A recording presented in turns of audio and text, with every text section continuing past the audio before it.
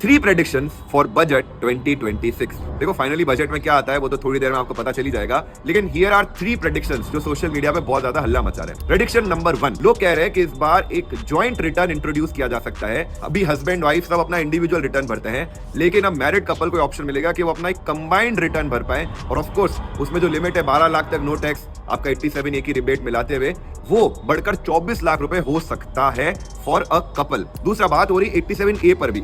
फिलहाल अगर आपकी 12 लाख रुपए तक की इनकम है तो उसमें जो 60,000 रुपए का इनकम टैक्स बनता है वो माफ हो जाता है अगर आपकी सैलरी या बिजनेस इनकम है तो, क्योंकि 87A में 60,000 की रिबेट मिल जाती है।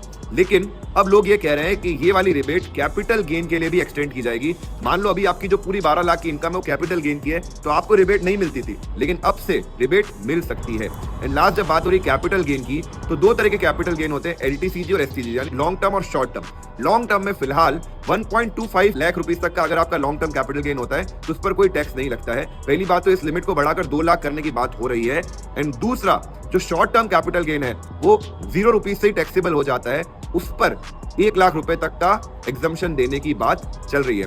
तो आपने ऐसे कौन से प्रेडिक्शन सुने हैं वो बताइए, और 11 बजे मैं ट्विटर पे आ जाऊंगा और वहां पर पूरे बजट का साथ में एनालिसिस करेंगे। एंड आज शाम को हमारा budget 2026 video everything you need to know video भी पब्लिश हो जाएगा। तो चैनल को सब्सक्राइब कर लीजिए, बेल आइकन दबा दीजिए ताकि वीडियो जैसे ही लाइव हो आपको नोटिफिकेशन मिल जाए।